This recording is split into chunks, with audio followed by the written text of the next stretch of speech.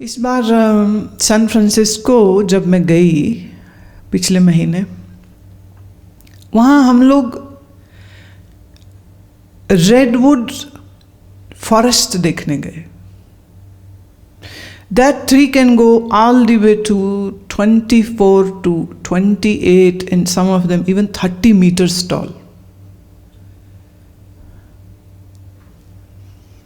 अब वो इतना ऊंचा है और जब कभी कभी ऐसा होता है कि बिजली जोर से कड़की और अगर कहीं गिर गई उसके ऊपर तो वो पेड़ ऊपर से नीचे तक जल जाता है और पूरा पेड़ जल गया.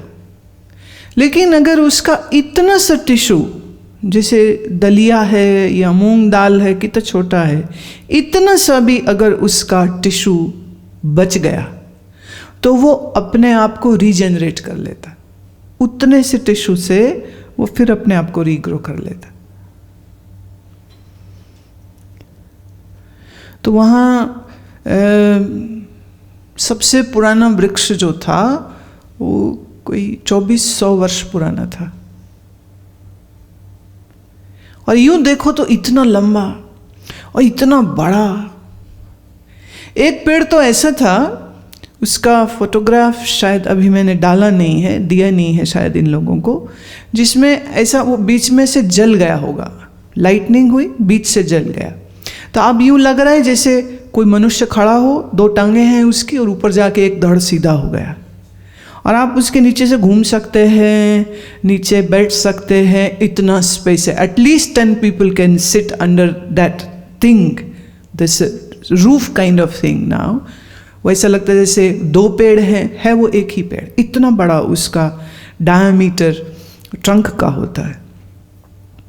द इंटरेस्टिंग पार्ट, पूरा पेड़ जल गया लेकिन अगर इतना हिस्सा भी बच गया उसका, फिर वापस वो अपने आप को उसी जगह उगे या दूसरी जगह उगे.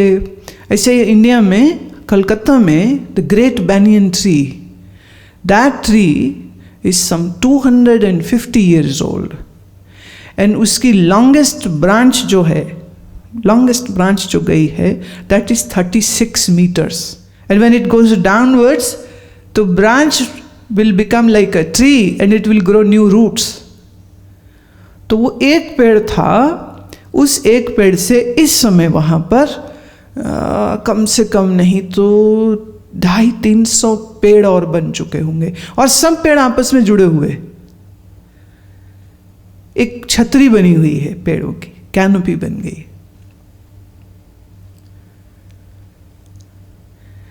इतना सा बीज होता है जिसमें से कितना बड़ा वृक्ष निकल आता है, राइट?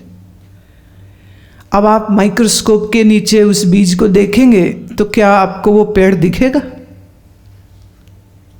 नहीं. अभी तक दुनिया में सो कॉल्ड साइंटिस्ट के पास ऐसा कोई इक्विपमेंट नहीं है, ऐसा कोई स्ट्रॉन्ग माइक्रोस्कोप उनके पास नहीं है who can look into that tree which is hidden in that seed, right? So you are like a seed. And the tree of godliness is hidden in you.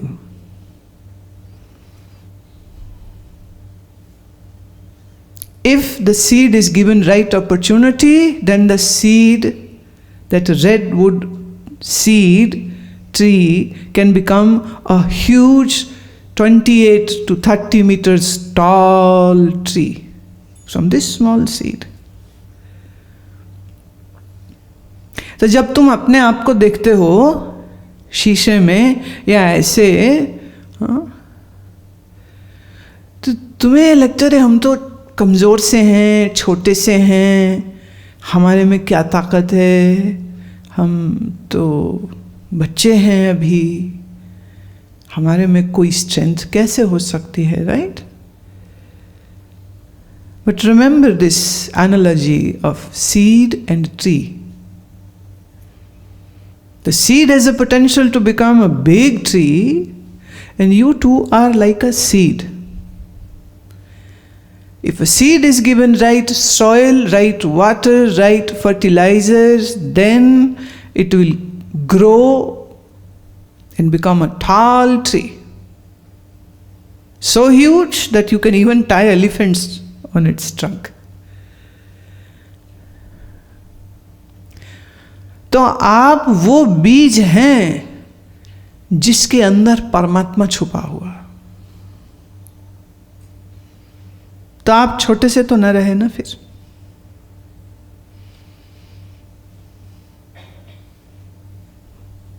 आपके अंदर वह परम शक्ति खुद मौजूद है। अब प्रश्न ये उठता है कि क्या आप बीज बन के जिएंगे और बीज बने बने ही अपनी जिंदगी को पूरी कर जाएंगे, या आप अपने अंदर की इस परम शक्ति को जागृत कर लेंगे? चॉइस हमको बनानी पड़ती, right? Given the opportunity, every seed can become a tree. But the truth is this, not every seed becomes a tree. Correct? What happens is, जैसे last year we grew sunflower over here. Sunflower for sake of extracting oil in ashram itself. There's a big long story. Someday, either me or some of my facilitators, they will explain you the whole story of the oil. Why we are extracting our oil over here? Because most of the commercial oils can give you tumors and cancers and weaken your bones and joints. That's the unhappy story of the commercial oils. Anyhow, जब sunflower की खेत में फूल आए, इतने बड़े बड़े sunflower देखे आपने? अभी शायद थोड़े कहीं लगे होंगे आश्रम में। तो सनफ्लावर की खूबसूरती यह होती है कि जिधर जिधर सूरज जाएगा उसका मुंह उधर उधर घूम जाता है। जहाँ ये सूरजमुखी के फूल बड़े हो गए, अचानक से हमारे आश्रम पर धावा बोल दिया तोते की सेना ने, parrots. Not one, not two, but at least 200, 300 parrots. They would all come, and what will they do? Each parrot will pick one flower, hold the flower stem with his tiny small feet, and then pick on all the seeds. वो जो हम इतनी मेहनत से बीज उगा रहे थे ना कि तेल निकालेंगे, वो आके पार्टी कर रहे थे। अब पहले तो लगा चलो थोड़े से आए, कितने खा लेंगे। फिर देखा यहाँ तो ये हालत हो गई कि जितने फूल, हर फूल पर एक तोता, हर फूल पर एक तोता, और मजे से वो उसको खा रहे। फिर लगा भाई अब इनकी पार्टी बहुत हो गई, अब बांट के खाना चाहिए ना, सारे वो खा जाएंगे तो चलो अब कुछ बचाते हैं। तो फिर हमारे जो मॉर्निंग में आते थे, धूप नहीं खाते थे, वो सवेरे सवेरे आते थे सैर सूर करने, अपना खाया पिया, पार्टी करी, सरोवर से जल पिया, उड़ गए। फिर थोड़े दिन बाद फिर यहाँ 2 बंदे खड़े कर दिए और फिर वो चीखते थे, आ बोल, आ रहे होते थे, मतलब होता था जा। तो आ मतलब आ नहीं, आ मतलब है जा, क्योंकि अब तुमको अब हम और नहीं देंगे। What does this story intend to say? Some seeds could have been saved, and those seeds which were saved were used this year to bring up more flowers. पर जिस बीज को तोता खा गया, खत्म। जिस बीज का तेल निकल गया, वो भी खत्म।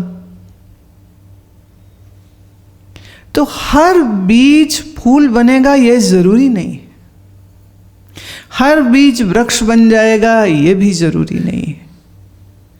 लेकिन जैसे हम बीज डालते हैं तो उसकी रक्षा करते हैं, उसको पानी देते हैं और वो खराब ना हो जाए या पक्षी ना खा जाए तो उसकी चौकीदारी भी करते हैं।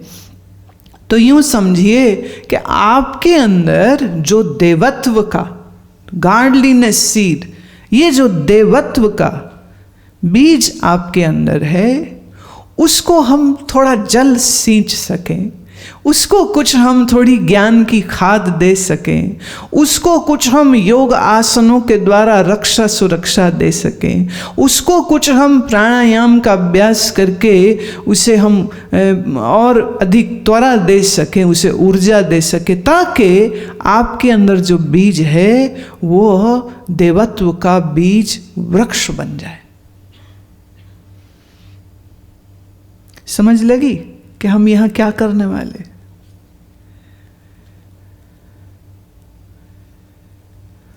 आपके लिए ये बहुत बहुत बहुत एक कीमती अवसर है जो आपके डेस्टिनी ने आपको दिया है, आपके पेरेंट्स ने आपको सपोर्ट किया है, तभी आप यहां पर हो। So do say thanks to your family, do say thanks to those who helped you to come here, and do say thanks to your destiny who has brought you here, because you might learn the art of creating your destiny in these 5 days.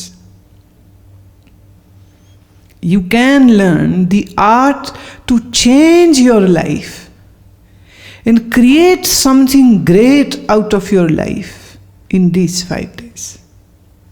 I'm very sure about that. And I'm very hopeful for that. मैं समझती हूँ इस आश्रम में कई शिविर, कई कार्यक्रम होते हैं, पर शायद जितनी तैयारी और जितनी मेहनत यूथ कैंप के लिए होती है वो किसी और दूसरे प्रोग्राम के लिए नहीं होती।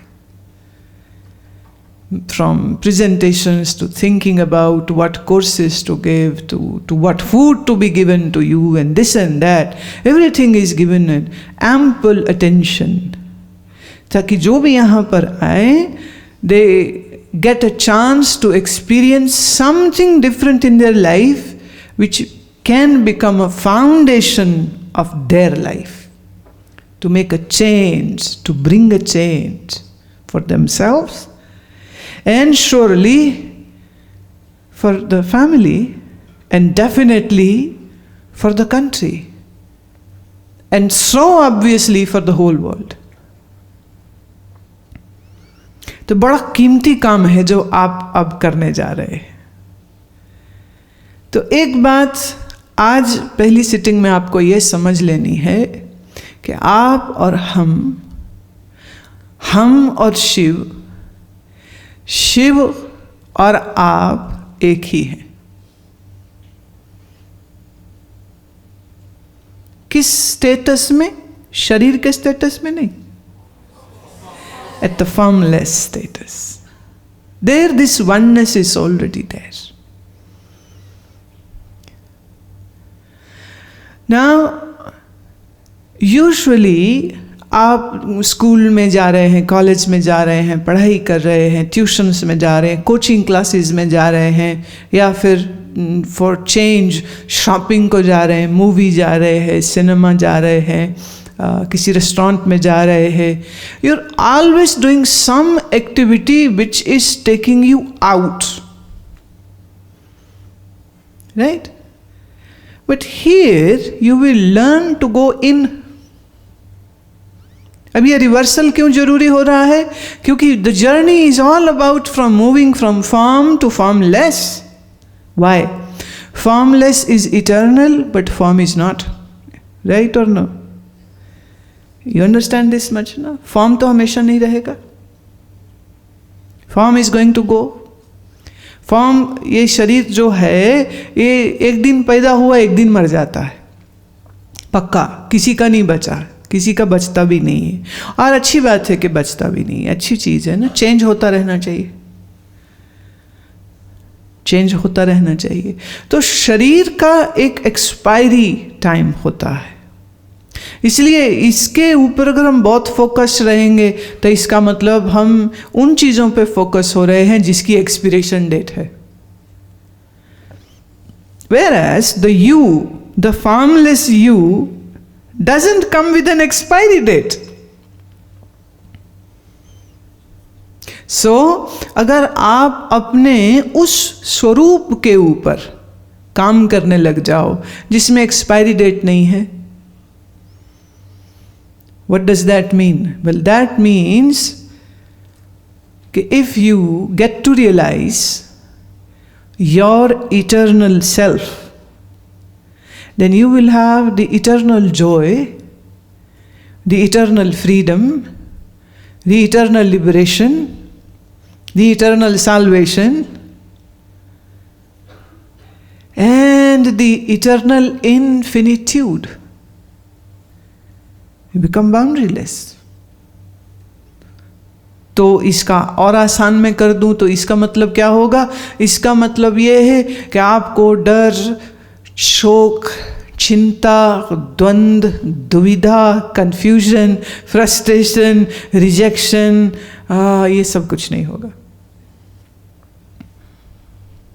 हमारे क्या है, सब एक्सटर्नल एक्टिविटीज़ की वजह से ना पूरा टाइम, छोटे बच्चे हैं ना, छोटे बच्चे बिल्कुल वो उनको स्कूल ले जाते हैं। आजकल तो 1.5 साल के बच्चे को प्री स्कूल में भेज देते हैं। हे भगवान, भाई जुल्म ही करना, थोड़ा तो रुक जाओ।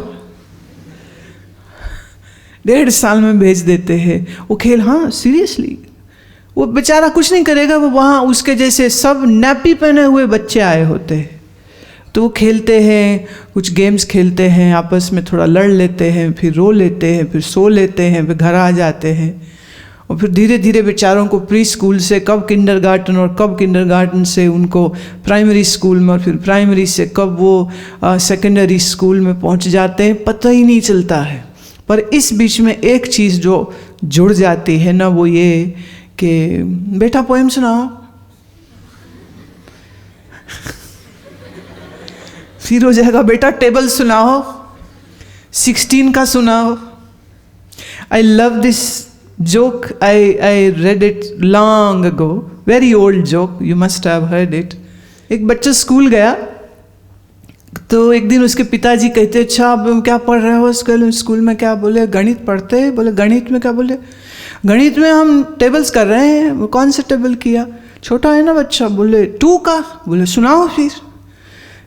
2 1 जा 2, 2 2 जा 4,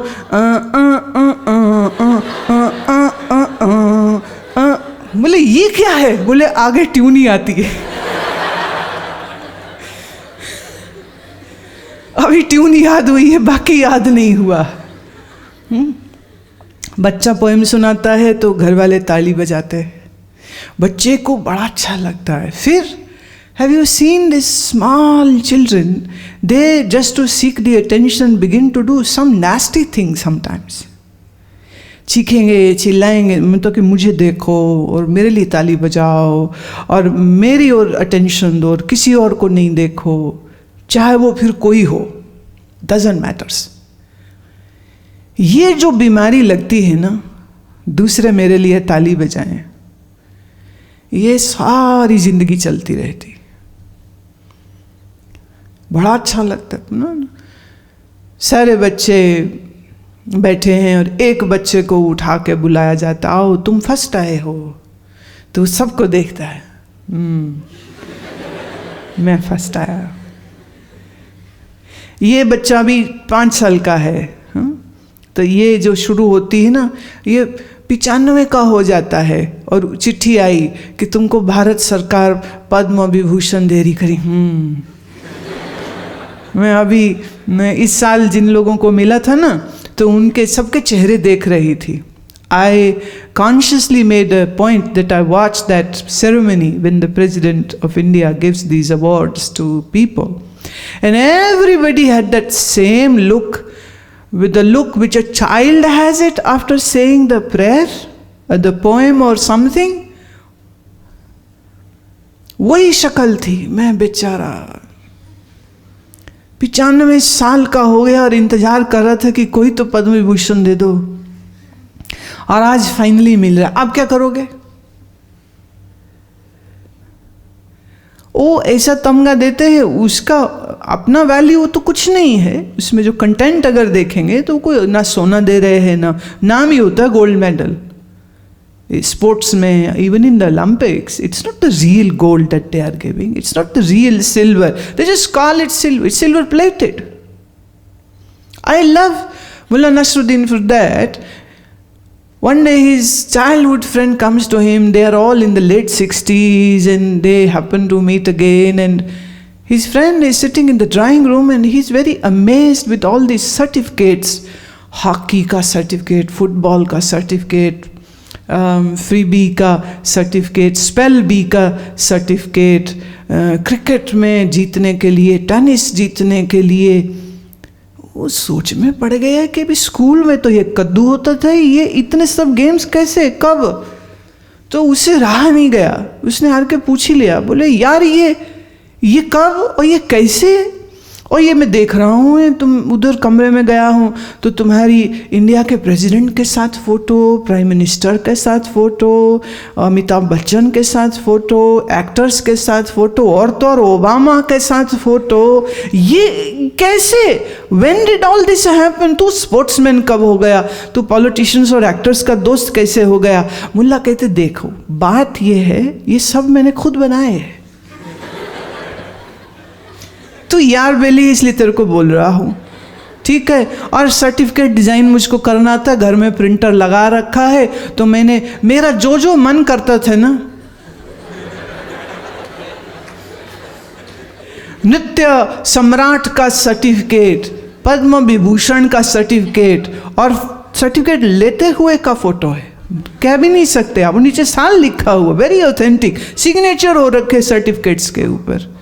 बोले कोई बनाए कि मैं बनाऊं, how does it makes difference? अब तू यार है, तुझे बता दिए, जो दूसरे आते तो सब सच मानते हैं, मेरी बड़ी इज्जत है, मेरे लोग सोचते हैं मेरी बड़ी पहुंच है, मैं जब चाहूं व्हाइट हाउस में फोन करूं, पूछूं ओबामा यार क्या कर रहा है, लोग तो यही सच में सोचते हैं। और मैं भी कहता हूँ हाँ करूँगा कॉल, अभी थोड़ा वो बिजी है ना, वो गया हुआ है अफगानिस्तान, अभी नहीं कर सकता हूँ। When somebody else gives you appreciation, that is not a true appreciation. चाहे वो ताली तुम्हारे घर के ड्राइंग रूम में तुम्हारे फैमिली मेंबर्स बजा रहे हों, चाहे तुम्हारे स्कूल कॉलेज की असेंबली के, और चाहे पार्लियामेंट हाउस या चाहे प्रेसिडेंट हाउस में खड़े हुए सब लोग आपके लिए ताली बजा रहे हों, this is a fake appreciation. The real appreciation is that which comes from you, within you, to you.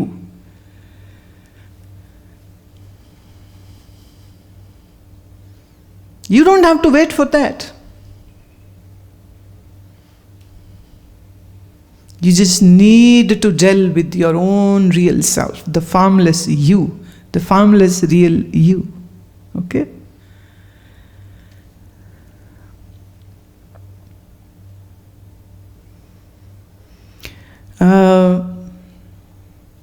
हमारे लिए इम्पॉर्टेंट ये नहीं होना चाहिए कि दूसरे मेरे लिए क्या सोचते हैं। हमारे लिए ये ज़रूरी नहीं होना चाहिए कि मेरे लिए कितने लोग ताली बजाते हैं। हमारे लिए ये ज़रूरी होना चाहिए कि हम अपने आप में कितने संतुष्ट और खुश हैं।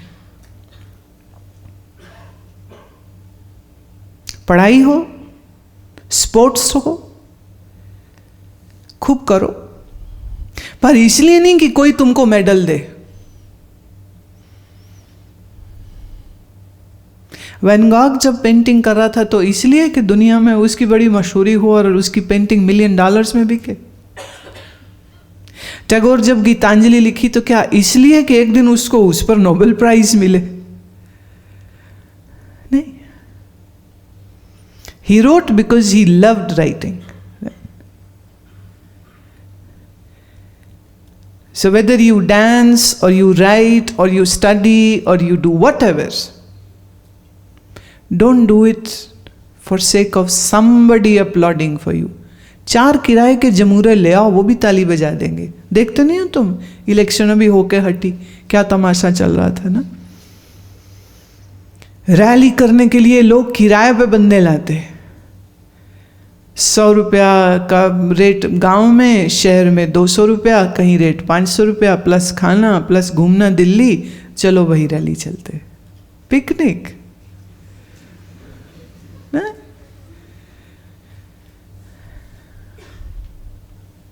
अच्छा, भीड़ कहाँ से लाई जा रही है ये लाने वालों को भी पता है, जो मंच पे नेता खड़ा है उसको भी पता है, क्योंकि पैसे तो उसी ने दिए, पर फिर भी खुश हो रहे होते। वाह।